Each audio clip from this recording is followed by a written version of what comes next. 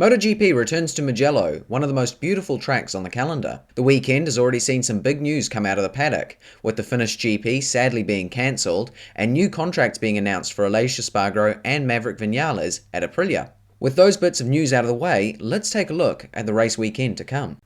Starting with the weather for the weekend, many weather sites are suggesting that the running will be warm and dry on Friday. The weather is then forecasted to turn on Saturday to wet, particularly in the afternoon.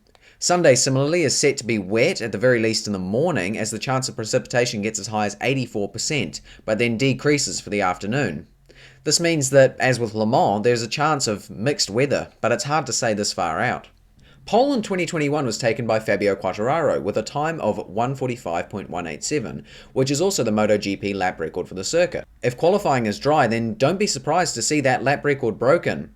The last wet qualifying at Mugello was 15 years ago in 2007. Stoner took pole with a time of 2 minutes 0.359. The bikes back then were almost 5 seconds a lap slower, so we can't learn a lot about possible wet pole times from that. But we do know that the bikes lose around 10 seconds on a wet lap compared to a dry lap. So a wet pole would probably be around a 1 minute 55 seconds. Let's take a look at some riders you could choose for your MotoGP fantasy team. Obviously, Fabio Quartararo is one. After all, he achieved pole and the race win last year, and will no doubt challenge for the same this year. Aleix Espargaro, similarly, is obviously having an epic run of form and consistency. I'm sure that he'd love to get the Aprilia a win or a podium on home soil.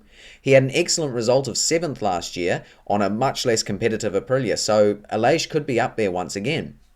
Aside from 2021, where Fabio won, and 2020, where we didn't go to Mugello, the circuit has been dominated by Ducati, with Petrucci winning in 2019, Jorge Lorenzo winning in 2018, and Dovizioso in 2017. So I would expect the Ducati guys to be right up front, with Bastianini and Bagnaia in particular really wanting to get a good result in their home race, and Zarco and Miller looking quite likely for podium contention or at least a top 5. Joan Mir did very well at Mugello last year, getting 3rd place, and Alex Rins was doing well up until he crashed out. The higher top speeds that we've seen from the Suzuki could benefit them, and so we might see Rins or Mir challenging for a win. It'd be good to see, particularly from Mir, who hasn't had a podium so far this season, and it'd be nice to see him get his 2nd race win this weekend.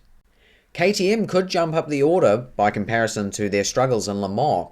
Last year, in 2021, they had an excellent race around Mugello.